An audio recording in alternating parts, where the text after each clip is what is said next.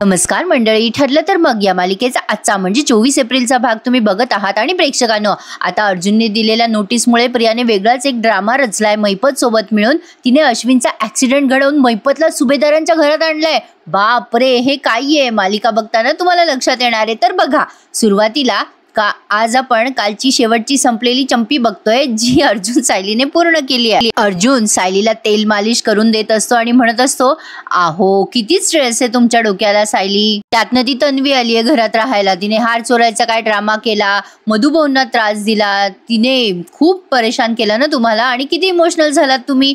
त्यावर सायली म्हणते, खरं सांगू का तुम्हाला, हो मला आता काही आठवत नाहीये, फक्त ना माझ्या केसातून तुमची फिरणारी बोट जाणवताय एवढंच. सायलीला भारी वाटतंय खूप. चंपी करताना कोणाला भारी वाटणार नाही प्रेक्षकांनो, पण आपल्याला कुठे चंपी मिळते. तर असो, आता ही सायली म्हणते, बायकोची ही छोटीशी इच्छा किती किती नवरे पूर्ण करत असतील बरं.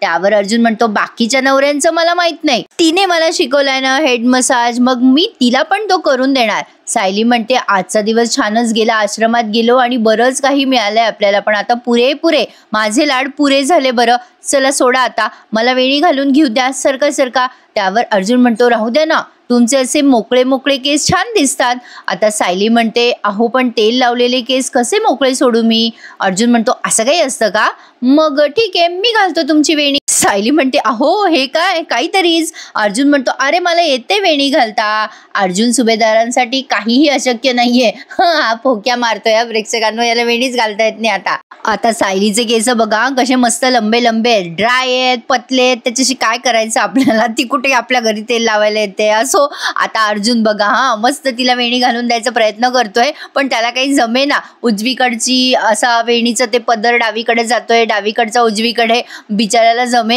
सायली म्हणते, हळूनच जरा खेचले जात आहेत माझे केस. अर्जुन म्हणतो, सॉरी ते मी पहिल्यांदाच वेणी घालतोय ना, मला जमत नाहीये हो, म्हणजे जमेल त्याची काही काळजी करू नका. सायली वाट बघत असते, याला केव्हा जमते केव्हा नाही, आणि प्रेक्षकांनो त्याला काही जमत नाही. शेवटी सायली त्याला अशी शिकवते की आता हा उजवा पदर आहे ना त्या वेणीचा, तो इकडे घ्या, पेड म्हणतो आपण ना वेणीला, कोणी काय म्हणतं. तर असो, आता सायली त्याला हळूहळू व्यवस्थित ते पेड पाडणं शिकवते. अहो आता असं पहिला काढा, मग दुसरा काढा, मग तिसरा काढा, आणि अर्जुन तसं ते घालायचा प्रयत्न करतो, पण त्याला काही जमत नाही. असो, पण बिचारा प्रयत्न करतोय ना, तेवढीच आपली काहीतरी मजा. आणि प्रेक्षकांच्या डोळ्यांना सुखवणारा रोमॅन्टिक असा हलका फुलका रोमॅन्स कसा वाटला नक्की सांगा. तर अशा पद्धतीने त्याने ती वेणी अशी गोवली आहे सायलीची. या सीनवर तुम्हाला ते ला ला ला ला ला ला ला ते म्युझिक ऐकू येणार आहे, त्यामुळे ते ऐकायला सुमधुर वाटणार आहे तुम्हाला.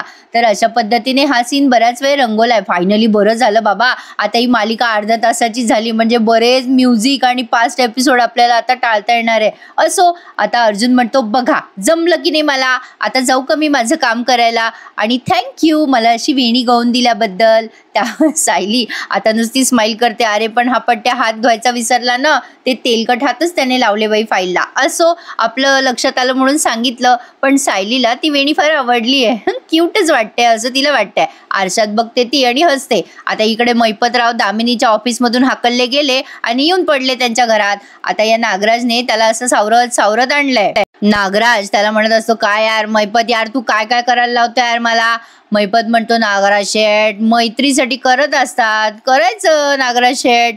नागराज म्हणतो, तुझा फोन वाजतोय मैपत. त्यावर मैपत म्हणतो, कोणाचा फोन आहे रे. नागराज म्हणतो, त्या चिचुंद्रीचा फोन आहे, उचल रे. चिचुंद्री म्हणजे प्रियाचा फोन आहे प्रेक्षकांनो. अरे काही नाव ठेवलं बाबा हिचं. आता या मैपतने फोन उचललाय बरं का प्रियाचा, आणि म्हणतो कसा, प्रियाचा फोन येती घरात तोची दिवाळी शिमगा. त्यावर नागराज म्हणतो, ए बाबा दसरा असतो रे, शिमगा कुठे असतो. मैपत म्हणतो, हा तेच काय गे चिचुंद्रे बोल. त्यावर प्रिया म्हणते, तुम्ही पिलायत, तुम्हाला काही कळतं का हो, तुम्हाला झेपत नाही तर कशाला पित असता एवढी. मैपत म्हणतो, अय चल गप्पे. तिथे लोळतो तो सोफ्यावर आणि म्हणतो, अय चिचुंद्रे गप, मला शांतपणा शिकू नको. तुझी जीभ आहे ना, जीभ अशी धरीन आणि अशी तुझ्या नाकाला शिवून टाकीन ना, बडबड नाही करायची जास्ती. हा काय मुद्द्याचं बोल. त्यावर प्रिया म्हणते, मुद्द्याचं बोलायलाच फोन केलाय मी तुम्हाला, आपला केसमध्ये डेव्हलपमेंट झाली आहे काहीतरी. ती सायली सांगत होती की ते सत्याच्या जवळ जाऊन पोहोचलेत म्हणून. मैपत जोक मारतो त्यावर आणि म्हणतो, सत्याच्या जवळ गेले, मग कोण आहे तो सत्या काही बोलला नाही का. प्रिया म्हणते ओ सत्य नाही ओ, अहो ते सत्य, ते खरं खरं म्हणतात ना ते. तुम्हाला काही शुद्ध आहे का? खरं काय घडलं ते त्यांना कळणारे म्हणे किंवा कळलंय. अहो हे बघा त्या अर्जुनच्या हाती काहीतरी पुरावा लागलाय हो. त्यावर मैपत चिडतो आणि म्हणतो अय तुझा ना त्या क्रिकेटच्या मैदानावर तुझा सत्कार करायला पाहिजे. तू जेव्हा पण फोन करते ना काहीतरी घाणेरड्यात बातम्या देत राहते तू. प्रिया म्हणते मी तुम्हाला अलर्ट करायला फोन केला होता फक्त. त्यावर मैपत म्हणतो अय चिचुंद्रे चुप, थोपाड बंद कर. मला कशाची अलर्ट करते ग तू? आणि तू हारली, तू फसली हे सांगायला मला फोन नाही करायचा. आता तू मला कशासाठी फोन करायचा? अर्जुन सुभेदार तोंडावर पडला, त्याचे प्लॅन फसफसले असं काही सांगायला फोन करायचा मला. नाहीतर मी तुझी दोन्हीचे दोन्ही हात गायब करून टाकीन बरं. चल लक्षात ठेवायचं. प्रियाच्या लक्षात येतं याच्याशी बोलणं वायफळ आहे म्हणून ती फोन ठेवून देते. नागराज म्हणतो झालं ठेवला फोन? काय रे मैपत तुला बरं जमतं रे, एका फोन मध्ये तू 3 धमक्या दिल्या त्या प्रियाला. जमतं बरं बाबा तुला हे सगळं. त्यावर मैपत आता झोपेला झालेला असतो आणि म्हणतो जमतं ना जमतं, अहो मला सगळं जमतं. आता मी ना त्या अर्जुन सुभेदारला असं म्हणून तो झोपी जातो. असो मैपतला दारू बिरू बरी प्या वाटते. आधीच त्याची पोरगी सदम्यात आहे आणि तो जरा जास्ती सदम्यात चाललाय बिचारा. असो आता प्रेक्षकांनो पुढच्या सीन मध्ये तुम्ही बघणार आहात. आजचा एपिसोड त्यांनी छानच दाखवलाय नो डाऊट. आता प्रियाचा ड्रामा पाहायचा आहे तुम्हाला, खूप मजा येणार आहे बघा पुढे. आता पहा आता हे प्रतापराव आणि कल्पनाताई गप्पा मारत बसलेत आणि या कल्पनाताई म्हणतात अहो प्रतिमा आणि रविराज भाऊजी सहजच म्हणून किती वर्षांनी आले ना आपल्या घरी, मला खूप छान वाटलं. हे प्रतापराव म्हणतात हो ना ग कल्पना, आम्हाला पण छान वाटलं ग. हल्ली आजकाल आपल्या घरामध्ये असं एकत्र बसून बोलणं गप्पा मारणं जरा दुर्मिळच झालंय. कल्पनाताई म्हणतात हो ना, नाहीतर काय आपल्या घरात प्रॉब्लेम कमी होते की काय म्हणून त्या मधुभाऊने आपल्या तन्वीचा हार चोरला हो. खरं तर त्यांनी हे जे काही केलंय ना हे अत्यंत चुकीचं आहे, त्यांनी असं करायला नको होतं. त्यावर प्रतापराव म्हणतात खोलपना मधुभाऊनी तो हार चोरला असावा असं मला अजिबात वाटत नाही, ते असं कशाला करतील ग. लगे या कल्पना द्यायला राग येतो. ते म्हणतात तुम्हाला काय म्हणायचंय, तन्वी काय खोटं बोलतेय का. त्यावर प्रतापराव म्हणतात अगं असं नाही म्हणायचं मला, पण काहीतरी गैरसमज झालाय बघ. कल्पनाताई म्हणतात अहो पण तो बॅग त्यांच्याच तो हार त्यांच्या बॅग मधून निघालाय, आपण पाहिलं ना. त्यावर प्रतापराव म्हणतात अगं बरोबर आहे, तो हार त्यांच्या बॅगेतून निघाला हे पाहिलं आपण, पण प्रत्यक्ष आपण पाहिलंय का मधुभाऊंनी चोरलाय तो नाही ना. त्यामुळे आपण मधुभाऊंना बेनिफिट ऑफ डाऊट द्यायला नको का. या कल्पनाताई म्हणतात काही गरज नाहीये, आणि काय हो तुम्हाला त्या मधुभाऊंचा एवढा पुळका काय यायला लागलाय. त्यावर प्रतापराव म्हणतात अगं पुळका काय यायचा त्यात, तू विचार कर ना, ते मधुभाऊ किती संकोचून वावरत असतात ग आपल्या घरामध्ये, आपल्याला कधी ते थोडासा सुद्धा त्रास होऊ देत नाहीत, आणि असा माणूस आपल्याच मुलीच्या घरात कशासाठी ग चोरी करेल. कल्पनाताई म्हणतात तुमच्या की नाही सगळ्या जगावर आंधळा विश्वास आहे. आता मला ना कळून चुकलंय बघा. हे बघा माणसं दिसतात ना तितकी साधी नसतात. आता बघा प्रेक्षकांनो, त्यांनी त्यांच्या रागाचा अर्थ आणि त्यांच्या रागाचं कारण आपल्याला सांगितलंय. कल्पनाताई बोलता बोलता म्हणतात त्या सायलीने एवढं तेवढं नाही पण हे मात्र मला चांगलं शिकवलंय. प्रतापराव म्हणतात काय ग कल्पना, अगं सायलीवरचा राग तुझा जाणार नाही का. कल्पनाताई म्हणतात फक्त राग नाहीये, हा जखम झालीये मला, जखम. सायलीला मी माझी मुलगी मानत होते, अस्मितापेक्षाही जास्ती प्रेम करत होते मी तिच्यावर, पण जेव्हा माणूस फसवतो ना तेव्हा त्याचं काही वाटत नाही हो, पण आपलं माणूस जेव्हा फसवतो ना तेव्हा ती जखम कधीही भरून निघत नसते. ठीक आहे कल्पनाताईंचा राग, पण सायली त्यावर काम करते हे तितकंच खरं आहे. प्रतापराव म्हणतात मी समजू शकतो तू सायलीकडनं केवढी दुखावली गेली आहेस कल्पना. आता या कल्पनाताई म्हणतात फक्त सायलीच नाही तर माझ्या मुलाने पण मला दुखवलंय, अर्जुनने सुद्धा. जे काही घडलंय ना त्यासाठी अर्जुन पण तितकाच जबाबदार आहे. आता हे प्रतापराव म्हणतात अगं बरोबर आहे तुझं कल्पना, पण आता झालंय ना त्यांचं लग्न अगदी रीतसर पद्धतीने आपल्या समोर, आपल्याला आवडो न आवडो पण आपली सून ही सायलीच आहे आणि ती आपली मोठी सून आहे हे आपल्याला मान्य करावंच लागणार आहे कल्पना. कल्पनाताई म्हणतात माझं तेच तर दुःख आहे ना, जिने माझा एवढा मोठा विश्वासघात केला तिलाच घरात ठेवून घ्यावं लागतंय. मला दररोज आठवतो हो मी तिच्यावर किती जीव लावला होता, अगदी सख्या आईप्रमाणे प्रेम केलं होतं हो मी तिच्यावर. आता इथे थोडंसं फ्लॅशबॅक दाखवलं त्यांनी, सायलीला हे यशोदामाई वगैरे वाटते ना कल्पनाताई, ते सगळं तिने सगळं त्या कल्पनाताईंना आठवलंय. मग कल्पनाताई म्हणतात माझ्या घासातला घास काढून दिला होता हो मी तिला एवढं सुद्धा वाटलं नाही की मला विश्वासात घेऊन सगळं सांगावं, आणि अर्जुनने पण तेच केलं. का केलं असेल त्या दोघांनी माझा विश्वासघात. जेव्हा आपली मुलं अशी सतत खोटं बोलत असतात ना आईशी, तेव्हा आईला काय वाटतं ना ते तुम्हाला कधीच कळणार नाही. आता हे प्रतापराव म्हणतात, जाऊ दे ग कल्पना, कशाला त्रास करून घेते, सोड बरं तो विषय. तर कल्पनाताईंच्या मूळ रागाचं कारण काय आहे ते तुम्हाला कळलंच असेल आता प्रेक्षकांनो. जैसे जिसकी सोच असं म्हणायला यावर हरकत नाहीये. तर बघा पुढच्या सीनवर धकू. आता इकडे बघा अर्जुनने सकाळी सकाळी चांगला मुहूर्त साधलाय. सगळेजण ॲज युजल टेबलावर बसलेले असतात नाश्ता करायला. आता सायली येते अर्जुनला बघून तिथे. अर्जुन सायलीकडे बघतो, सायली अर्जुनकडे बघते, मग अर्जुन तन्वीकडे बघतो आणि म्हणतो, मिसेस तन्वी अश्विन सुभेदार, म्हणजे तुमचं लग्न जरा घाई गडबडीतच झालं ना. अरे नाही नाही, म्हणजे आमच्यापासून लपवून झालं ना, त्यामुळे आम्हाला काही तुम्हाला गिफ्ट नाही देता आलं. ठीक आहे हरकत नाहीये, पण अर्जुन सुभेदारकडून तुम्हा दोघांना एक छोटंसं वेडिंग गिफ्ट. आता ही नाश्ता करत असते बरं का प्रिया. नाश्ता करता करता ती अर्जुनकडे पाहते. आता या सगळ्यांना जरा नवलच वाटतं, बाई अर्जुनने गिफ्ट दिलं म्हणजे काय असणार आहे, कारण कोणाला माहित नाहीये ना नेमकं काय आहे. आता त्यानं ते इन्व्हलप समोर केल्यानंतर सगळेच अर्जुनच्या तोंडाकडे पाहायला लागतात. बापरे, हा एवढा दिलदार कस काय झाला. आता अर्जुन ते इन्व्हलप असं समोर घेऊन उभा आहे. पूर्णाजी आणि कल्पना ते एकमेकींकडे बघून आश्चर्य व्यक्त करतात. अगं बाई, अर्जुनने गिफ्ट दिलं तन्वीला, आणि यांचा मोठा फुगा झालेला फुटतो. आता अर्जुन म्हणतो, घे ना तन्वी घे. आता हे ना जरा स्लो डाऊन मध्ये दाखवलं बरं का त्यांनी, म्हणजे ती तन्वी ते लेटर घेते, बऱ्याच वेळ वाचते. मग अर्जुन म्हणतो, अगं घे वाच ना, कळेल ना तुला काय गिफ्ट येतं. आता आधीच प्रियाचा गळा सुकलेला असतो. अर्जुन गिफ्ट देतोय म्हणजे काहीतरी धमाकाच असणार हे तिला माहिती आहे. तर आता तिने ते घेतलं आणि बऱ्याच वेळ उघडलं आणि वाचलं. आता काय वाचल्या सगळ्यांचे चेहरे झामझूम दाखवले त्यांनी पुन्हा एकदा. सायलीला काही माहित नाहीये नेमकं अर्जुननी काय कांड केलाय. सायली त्याला असं खुणवत असते, काय येते. अर्जुन तिला खुणवत असतो, बघा आता समजेलच तुम्हाला.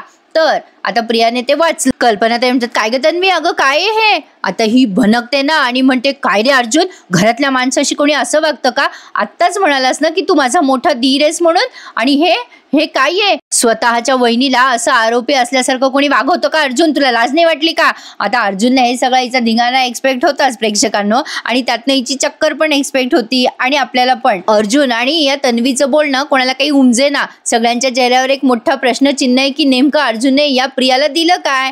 आता प्रियाने या सायलीकडे पाहिलं बरं का, आणि सायलीला म्हणते, तू केलंस ना सायली हे सगळं मुद्दाम तू नवऱ्याच्या खांद्यावर बंदूक ठेवली आहेस. सायली, नवऱ्याच्या खांद्यावर बंदूक ठेवून तू माझ्यावर नेम लावलायस. बरोबर आहे ग, बरोबर आहे. मधुभाऊंवर मी चोरीचा आळ घेतला ना, म्हणून तो राग तू माझ्यावर काढतीयस ना सायली.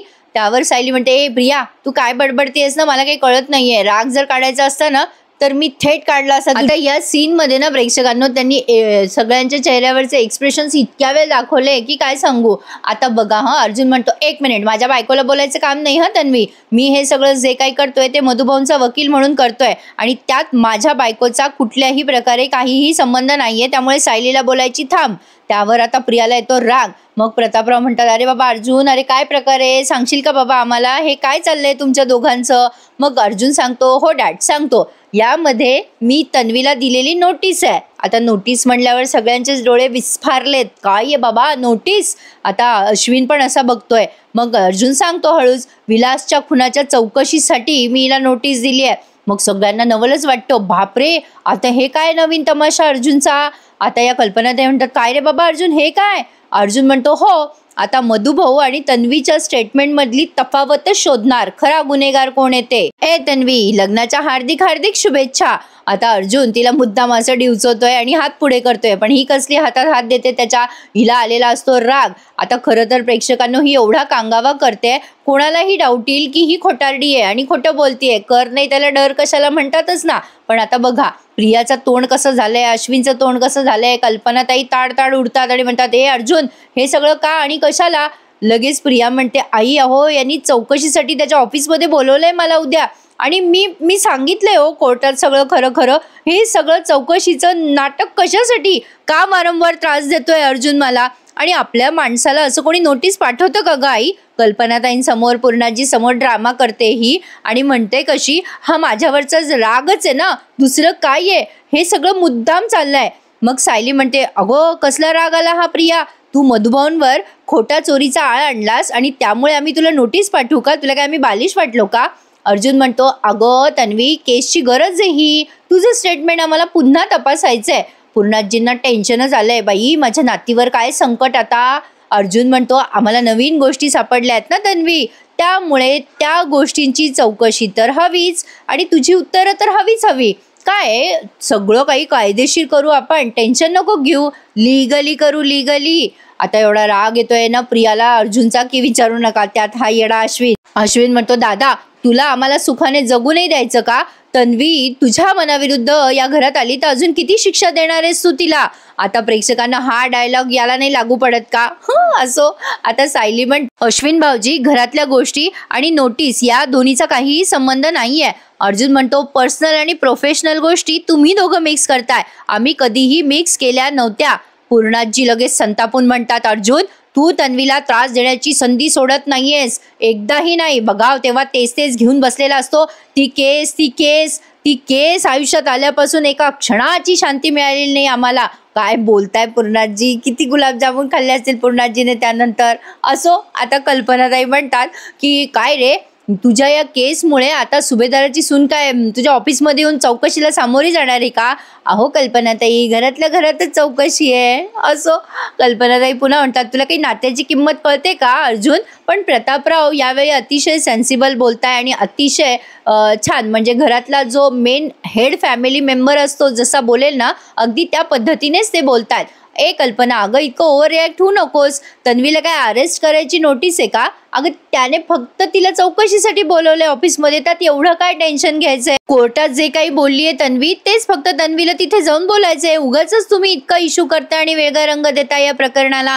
त्यावरती आता सायली म्हणते बाबा आम्हाला हेच सांगायचंय की घर आणि केस दोन्ही गोष्टी वेगवेगळ्या ठेवूयात. अर्जुन म्हणतो काय आहे ना ही सगळी चौकशी आधीपासूनच ठरली आहे. आता या चौकशीमुळे या केसला नवीन दिशा मिळू शकते. आता प्रियाच्या लक्षात येते काहीतरी गौडबंगाल आहे.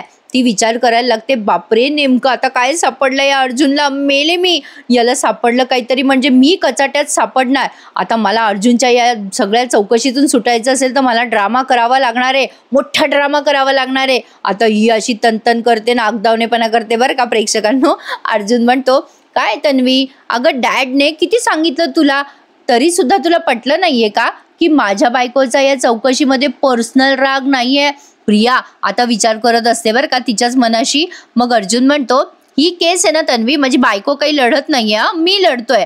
मग प्रिया म्हणते म्हणूनच मला अडकवतोयस ना अर्जुन? आता मुद्दाम रडते काय, पडते काय, तमाशा काय करते? बाबा विचारू नका. लगेच म्हणते कल्पना आई बघ अगं काय पाहावं लागतंय मला. अगं मला असं वाटलं होतं मी या घरात आल्यावर सुखाने संसार करेल. नाही तन्वी अगं असा विचार का केलास तू, का केलास? आता स्वतःच्या तोंडात फटाफट हाणून घेते बरं का आणि म्हणते करशील परत असा विचार. असे माणसं असतात बरं का प्रेक्षकांना, मी बघितलेले आहेत. असो. आता या कल्पना त्यांना आवरेना ना ती, त्या जाऊन तिचा हात धरतात. अश्विनही हात धरतो आणि म्हणतो अगं वेडी आहेस का तन्वी, अशी काय वागते तू? आता लगेच आगदावणेपणा करते आणि म्हणते हो आहे मी वेडी आहे अश्विन. अरे मला वाटलं होतं रे आपण सुखाने संसार करू, पण हे काय होऊन बसलं रे. बघ घरातल्या घरात मला कसं उभं केलंय, कोर्टात उभं केल्यासारखं रे अश्विन. किती आरडाओरडा करते अरे. असो. आता लगेच म्हणते मम्मा माझं चुकलं. आता अशी दाखवते जसं काही सदम्यात गेलेली आहे. माझं चुकलं रे अश्विन, मी तुझ्याशी लग्न करायला नको होतं अश्विन, माझं खरंच चुकलं. कशाला केलंस रे लग्न, कशाला केलंस माझ्याशी लग्न? अरे लग्न केल्यापासून हे दोघं रोज नवीन काहीतरी उकरून काढतात. अरे बाप चोराच्या उलट्या बोंबा बघा ना. आता म्हणते कशी घरात शांतताच उरलेली नाहीये, मला मुद्दाम छळतात, घरातलं वातावरण बिघडलंय अश्विन अरे मला कशाला सुखाची आशा दाखवलीस रे तू? सगळं खोटं होतं रे, सगळं खोटं होतं. मला तू असंच तडफडत राहू द्यायचं असतं रे. पूर्णाजी बघा कशा बघतायत तिचा तमाशा. आता म्हणते कशी मला असं एकटीला सोडायला हवं होतं, तू अश्विन माझ्याशी का लग्न केलंस तू? लगेच अश्विनला कसं तरी होतं, तो म्हणतो बाबा तन्वी तू बैस इथे खाली बैस. लगेच ही म्हणते नाही मी आता घर सोडून जाते मी घर सोडून. प्रेक्षकांनो खरं सांगा इतका तमाशा करते ही, एकाने पण म्हणलं नाही तिला अगं बाई तू खरं बोलते ना मग कशाला एवढी तमाशा करते. पण सगळ्यांनी एंटरटेनमेंट घेतलंय बरं का याच्या तमाशाचं. असो. आता लगेच चक्कर याचं नाटक ॲज युजल. आता लगेच म्हणते मला नाही राहायचं इथे. अश्विन मला मारून टाक, तू एक काम कर ना, मी मरते रे आता, म्हणजे सगळ्यातून सुटेल मी, मारून टाक करून लगे गरकन खाली पडली बरं का त्या खुर्चीवर. लगे त्या कल्पना बाई तन्वी काय झालं, पाणी पी. लगे इतके नाटक हिचे कस काय लक्षात येत नाही यार यांना. असो अर्जुनच्या लक्षात येतं. अर्जुन म्हणतो चला सायली, आजची चौकशी सक्सेसफुली झाली पूर्ण. आता लगेच या अश्विनला येतो राग. अश्विन अर्जुनवर बरसत म्हणतो दादा तुला काही वाटतंय का, तन्वी काय नाटक करते का दुखायचं. आता अर्जुन त्याला भारी उत्तर देतो बरं का. अश्विन म्हणतो एवढा निर्दयी कधीपासून झाला रे दादा तू. अर्जुन म्हणतो ए येड्या तू डॉक्टर आहेस ना. येड्या नाही म्हणत तो, पण मी हा शब्द लावला. आता तो म्हणतो ए अश्विन ती नाटक करते ना हे तुला कळायला हवं होतं, अरे तू डॉक्टर आहेस ना. आता प्रिया बघा कशी दातोट खाते बरं का, अरे यार हा आपलं बिंग फोडतो का काय. मग आता अश्विन म्हणतो दादा मी हिचा नवरा आहे आणि ती कुठल्या मानसिक अवस्थेतून जाते ना हे मला चांगलं माहिती आहे. प्रतापराव म्हणतात अश्विन पुरे कर, कशाला वाद घालताय दोघं जण तुम्ही, तिला न्या बरं खोलीमध्ये, आराम कर ग, जा बरं तन्वी. आता लगेच अश्विन बघतो बरं का प्रियाकडे आणि लगली त्याला कसं तरी होतं बरं, काहीतरी आपलं इल्जाम लावायचा म्हणून लगेच अश्विन अर्जुनला म्हणतो पॅनिक अटॅक आहे हा, पॅनिक अटॅक. याने तिला तपासलं सुद्धा नाही बरं का. आता मला खरंच वाटायला लागलंय की अश्विन कॉप्या करून पास झालाय म्हणून. आता बघा तो म्हणतो दादा तुझ्यामुळे आलाय हा पॅनिक अटॅक माझ्या बायकोला, झालं ना तुझ्या मनासारखं, झालं ना तुझं समाधान. सायली म्हणते आवाज काय करता अश्विन भाऊजी, जरा डोळे उघडा, बघा नीट. आहोत प्रिया नेहमी संकटापासून वाचायसाठी असंच काहीतरी करत असते, ती चक्कर याचं नाटक करते. पण अश्विन म्हणतो तिच्यावर आलेलं संकट तर तुम्ही दोघं आहात ना. सायली अर्जुन एकमेकांकडेच पाहत राहतात. सॉलिड मनोरंजन आहे यांच्या घरामध्ये सकाळी सकाळी. आता लगेच म्हणतो चल तन्वी आपण आता आराम करूया, चल बरं तू रूम मध्ये. आता लगेच कल्पना ते म्हणतात थांब रे बाबा अश्विन मी पण येते तुझ्यासोबत, आम्ही दोघं येतो. लगे पूर्णाजींना कळवळा बाई मी पण येते ग कल्पना ताई म्हणतात नाही पूर्णाई तुम्ही थांबा इथे, तुमच्या खोलीत जाऊन आराम करा, मी आहे ना तन्वी जवळ, चल तन्वी आराम करायला. अरे ही नाटकं करते प्रेक्षकांनो. असो आता काय बोलणार यावरती, आता अति झालं आणि हसू झालं, प्रियाचं असंच झालंय. तर आता पूर्णाजी ॲटिट्यूड देऊन असा लुक देतात अर्जुनला आणि निघून जातात खोलीत. अर्जुनला हे सगळं एक्सपेक्ट होतंच. काय येणं प्रेक्षकांनो, एखादी लोक मुद्दाम तमाशा करून जिरवायचा प्रयत्न करतात पण असं लक्ष नसतं द्यायचं त्यांच्याकडे, टाइमपास म्हणून घ्यायचं असतं. तसंच अर्जुन सायली घेतात. तर असो आता लगेच हा अश्विन तिचा ताप बीप चेक करतो, काही झालेलं नाही हिला. आता बघा लगे उठून पण बसते बरं का.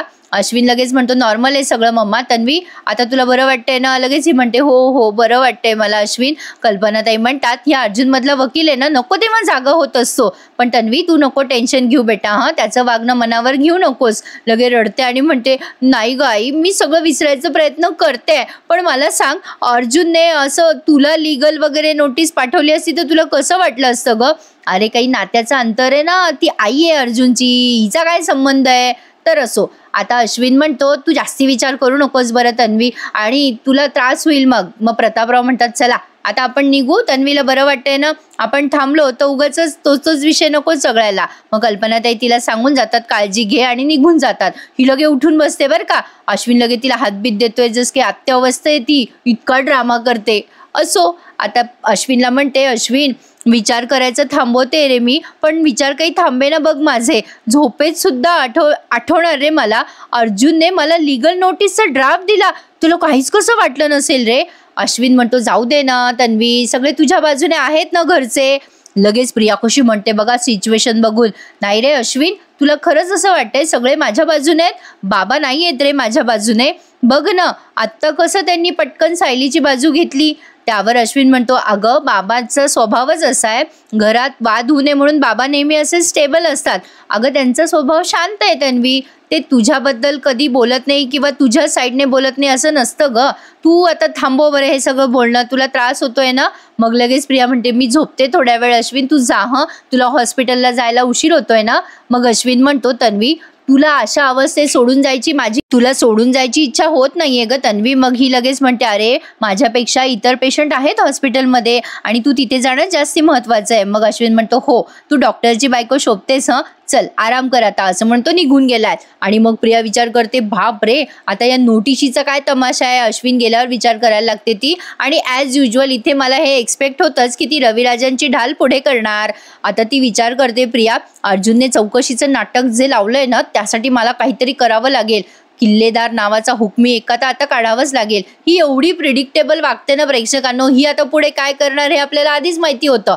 तर असो, म्हणजे मालिका लिहिणाऱ्यापेक्षा आपल्याला जास्ती मालिका कळायला लागली आता असं म्हणायला हरकत नाहीये. तर असो, आता इकडे चैतन्य आलाय आणि चैतन्याला प्रियाचा ड्रामा कळलाय. चैतन्य म्हणतो म्हणजे आपल्याला माहित होतं तसंच झालं ना सगळं. आणि हा, प्रियाने रविराजांना फोन केला, हॅलो बाबा, तेवढंच काय ते सीन तिचा दाखवलाय. मग आता चैतन्य म्हणतो आपल्याला वाटत होतं प्रिया तशीच रिॲक्ट झाली ना. सायली म्हणते अहो नोटीस आल्यावर सगळं घर डोक्यावर घेतलं तिने आणि नेहमीचं चक्रा वगैरे याचं नाटक विचारू नका. तेवढ्यात आता अर्जुनला फोन आलाय. आता अर्जुनला पण रविराजांचा फोन अपेक्षित होताच. मग आता रविराज म्हणतात, हां अर्जुन, मी तन्वी किल्लेदारचा वकील म्हणून तुला फोन केलाय. म्हणजे माझी क्लायंट तन्वी सुभेदार ही चौकशीसाठी सामोरी जाणार नाही. आता अर्जुन म्हणतो हो का, बरं, का रे, काय कारण आहे सिनियर. त्यावर ते म्हणतात की तिची मानसिक अवस्था ठीक नाही, ती तिच्या एका पर्सनल ट्रोमामध्ये आहे, त्यामुळे वकील म्हणून मी तिला ही परवानगी नाकारतोय. तिला जे काही विचारायचंय तुला ते तू कोर्टातच विचार. अर्जुन म्हणतो एक सांगू का तुला सिनियर, मला हे माहित होतं की तन्वी चौकशी होऊच देणार नाहीये. कारण काय आहे ना, ज्या माणसानं जे लपवायचं असतं ना तीच माणसं उत्तर देण्यासाठी टाळत असतात. आणि तू वकील आहेस हे तुला माहितीच असायला हवं सिनियर. त्यावरती सिनियर म्हणजे रविराज म्हणतात, बोलताना जरा भान ठेवून बोल अर्जुन. तन्वी दुर्दैवी साक्षीदार आहे या केसमध्ये, ती काही लपवत नाहीये आणि ती गरजेपुरतं या केसमध्ये जे काही आहे ते तुला सांगतेच आहे. असं म्हणून ते कट करून टाकतात फोन. अर्जुनला खरं तर मनस्ताप झाला या गोष्टींचा. हे सगळं त्याला एक्सपेक्ट होतं, पण तो काही प्रियाचा पिच्छा सोडणार नाही हे त्याने ठरवलंय. सायली विचारते काय हो, काय झालं, रविराज काकांचा फोन होता का. मग आता अर्जुन म्हणतो हो, मला वाटलंच होतं. तिने सिनियरला बरोबर मॅन्युप्युलेट केलंय. चौकशीसाठी सिनियरने नकार दिलाय. प्रियाने आजची चौकशी बरोबर रद्द केली आहे. तर प्रेक्षकांनो आता बघा, इथे त्यांनी हा एपिसोड संपवलाय. आता पुढच्या भागात आपण बघणार आहोत प्रिया आणि अश्विन कुठेतरी बाहेर चाललेले असताना प्रिया उलटीचं नाटक करते आणि तेवढ्यात अश्विन पाणी आणण्यासाठी म्हणून गाडीचा दरवाजा उघडतो. तिकडनं मैपतची कार येते आणि अश्विनला जोरात ठोसा देते. त्यामुळे अश्विनला काहीतरी लागलंय, पण अश्विन सुखरूप घरी आलेला दिसतोय पुढच्या क्षणात. अर्जुन सायली बघतात अश्विनला खूप लागलंय. आता या कल्पनाताई ओरडतात कारण मैपत शिखरे चक्क अर्जुन सुभेदारच्या घरात शिरलाय. आता या कल्पनाताई म्हणतात, तू हे सगळं मुद्दाम केलं ना माझ्या पोराला त्रास द्यायसाठी. असंच त्रास तू माझ्या नवऱ्याला दिला होता ना, तू मुद्दाम करतोयस ना हे शिखरे. आता मात्र शिखरे म्हणजे मैपत म्हणतो, नाही हो बाई, चुकून झालं माझ्याकडून अपघात. अर्जुन म्हणतो, ए मैपत, माझ्या भावाच्या केसाला धक्का जरी दिलास ना तर उभा चिरी ना मी तुला. प्रेक्षकांनो आज पहाटे पहाटे या मालिकेचं नवीन प्रोमो आलाय. आता अक्षय तृतीयेच्या मुहूर्तावर अर्जुन आणि सायली सुभेदारांना प्रूव्ह करणार आहेत की ते दोघं एकमेकांसाठी किती मेड फॉर इच अदर आहेत. तर असो, आता प्रियाने हा जो काही ड्रामा रंगवलाय ना मैपतला घरात आणण्याचा, तो कशासाठी केला असेल. अश्विनच्या मनामध्ये या मैपत बद्दल चांगल्या भावना याव्यात यासाठी, किंवा तिचा काही वेगळा प्लॅन असेल, किंवा मैपतचा काय असेल तुम्हाला वाटतंय कमेंट करून मला नक्की कळवा. असा होता आजचा एपिसोड. कसा वाटला नक्की कळवा आणि नेहमीप्रमाणे आपल्या चॅनलला लाईक, शेअर आणि सबस्क्राईब करायला विसरू नका. Take care. भेटूयात उद्याच्या इंटरेस्टिंग रिव्ह्यू मध्ये पुन्हा एकदा. तोपर्यंत धन्यवाद.